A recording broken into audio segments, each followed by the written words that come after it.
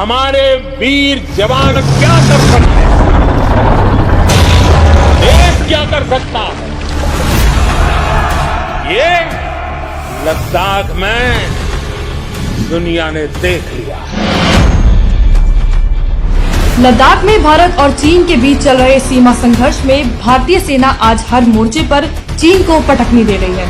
भारतीय सेना के इस पराक्रम के पीछे सबसे बड़ी वजह है मोदी सरकार की फ्री हैंड पॉलिसी, जिसकी वजह से चीन एक बार नहीं बल्कि 3 बार भारतीय सेना के हाथों मात खा चुका है। भारतीय सेना से मुंह की खाने के बाद चीन अब मोदी सरकार से बातचीत के जरिए मामले को सुलझाने की मांग कर रहा है। योग और फिल्मों के साझे कल्चर की दुहाई दे रहा है। हालांकि ये वही चीन है जो पिछली सरकारों में हेकड़ी दिखाते हुए एलएसी का बार बार उल्लंघन करता था और विरोध करने पर आंख दिखाता था। मोदी सरकार द्वारा दी गई भारतीय सेना को खुली छूट की वजह से चीन के हौसले पस्त हुए हैं। आइए देखते हैं वो 3 मौके जब भारतीय सेना ने चीन को दिया अपने शौर्य का परिचय। पेंगोंग घाटी से खदेड़ा। कमांडर स्तर की बातचीत के दौरान 29 से 30 अगस्त की रात चीनी सेना ने चालबाजी दिखाते हुए पेंगोंग झील के दक्षिण तट पर कब्जा करने की कोशिश की। भारतीय इलाके में चीनी घुसपैठ का जवाब देते हुए भारतीय सेना ने चीनी सैनिकों को झील से खदेड़ते हुए पूरे इलाके पर कब्जा कर लिया।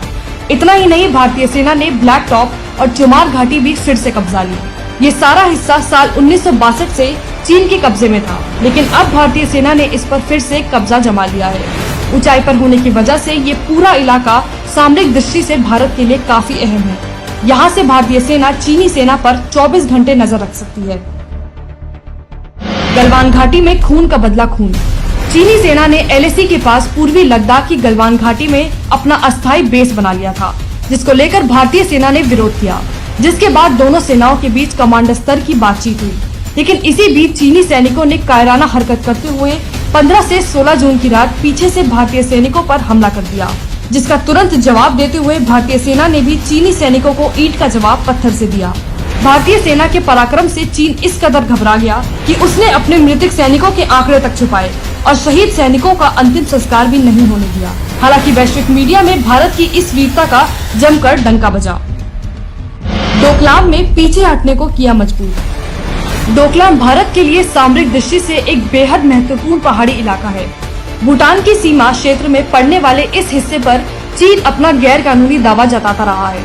इस इलाके में भारत और चीन की सेना के बीच टकराव तब शुरू हुआ जब जून 2017 में चीन की सेना ने डोकलाम में सड़क निर्माण का काम शुरू किया, जिसके बाद भारतीय सेना तुरंत हरकत में आई और चीन को सड़क निर्माण करने से रोक दिया। इस इलाके पर चीनी सेना के मजबूत होने का मतलब होता भारत के उत्तर पूर्व राज्यों की सुरक्षा पर खतरा बढ़ना। इस इलाके में भारतीय सेना और चीनी सेना के बीच 73 दिन तक गतिरोध चला और चीनी सैनिकों को आखिरकार पीछे हटना ही पड़ा। पूरी दुनिया को कोरोना में फंसाकर चीन इस समय आर्थिक और सामरिक दोनों ही तरह से विश्व पर हावी होना चाहता है। चीन अपने कई छोटे पड़ोसी देशों पर इस तरह की हेकड़ी दिखाता रहा है, लेकिन भारत पर भी हावी होने की उसकी ख्वाहिश भारत की मजबूत राजनीतिक इच्छा शक्ति और भारतीय सेना की दमखम से मिट्टी में मिल गई है। भारत के मजबूत स्टैंड को देखते हुए चीन से लगे कई छोटे देशों में भी चीन के खिलाफ खड़े होने की हिम्मत आई है। एक तरफ भारतीय सेना सीमा पर चीन को पीछे धकेल रही है, तो वहीं भारतीय सरकार भारतीय बाजारों को चीन मुक्त बनाने में लगी है। चीनी ऐप बैन करने हो या सरकारी ठेकों से चीनी कंपनियों को निकालना, भारत अब चीन को जरा सी भी राहत देने के मूड में नहीं है और चीन को भी समझ जाना चाहिए कि ये 1962 का नेहरू वाला भारत नहीं है।